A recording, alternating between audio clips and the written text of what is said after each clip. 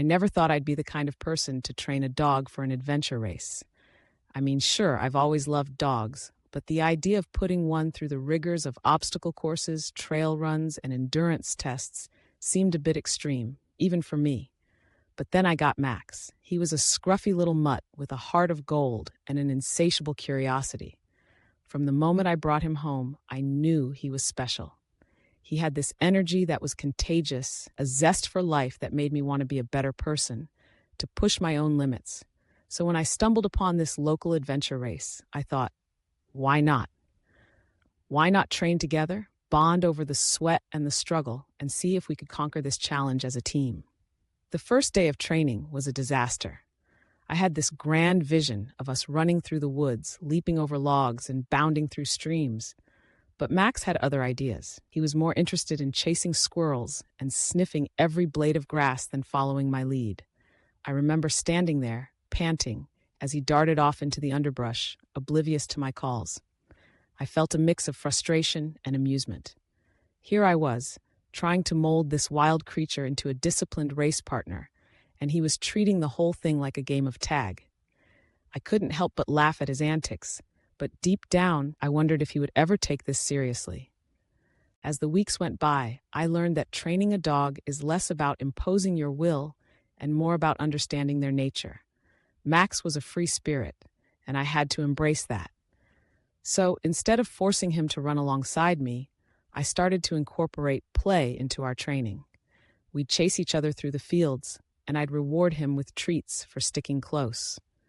I discovered that he loved agility drills, weaving through cones and jumping over small hurdles.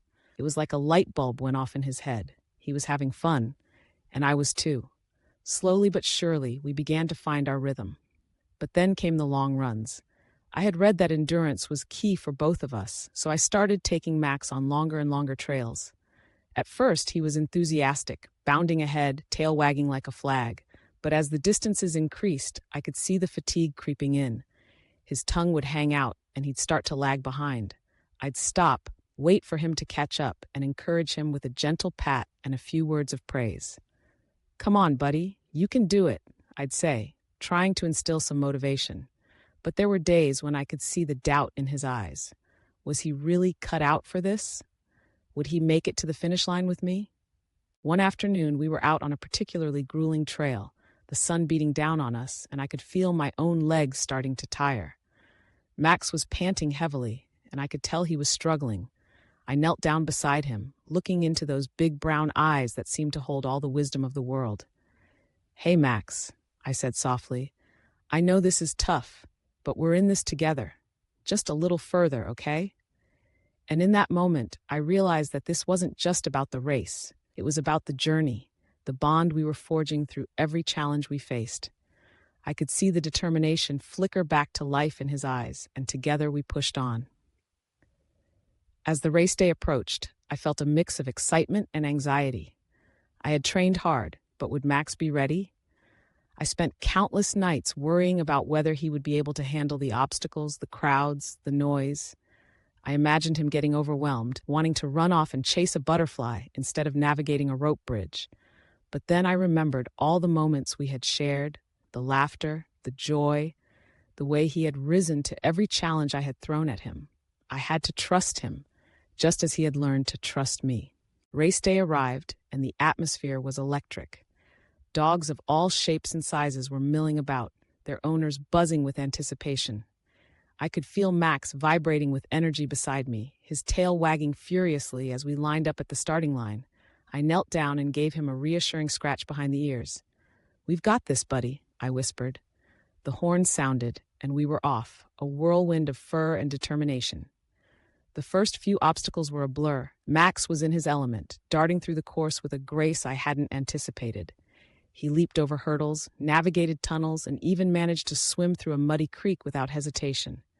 I was in awe of him, my heart swelling with pride. But then we hit the steep incline, and I could see the strain on his face. I called out to him, urging him to keep going, and he pushed through, one paw in front of the other, his spirit unbroken. As we neared the finish line, I felt a rush of adrenaline. We were almost there. But then I noticed Max slowing down, his tongue lolling out, and I could see the fatigue setting in. I knelt beside him, my heart racing. "Just a little more, Max. We can do this together." I could see the determination flicker back in his eyes, and with a final burst of energy, he surged forward, crossing the finish line with me by his side. In that moment, I knew he had made it. We had made it. It wasn't just about the race. It was about the journey we had taken together, the bond we had forged through every challenge. Max had proven himself, and in doing so, he had taught me something invaluable about trust, perseverance, and the joy of adventure. As we stood there panting and exhilarated, I realized that no matter what happened next, we were a team, ready to take on whatever the world threw our way.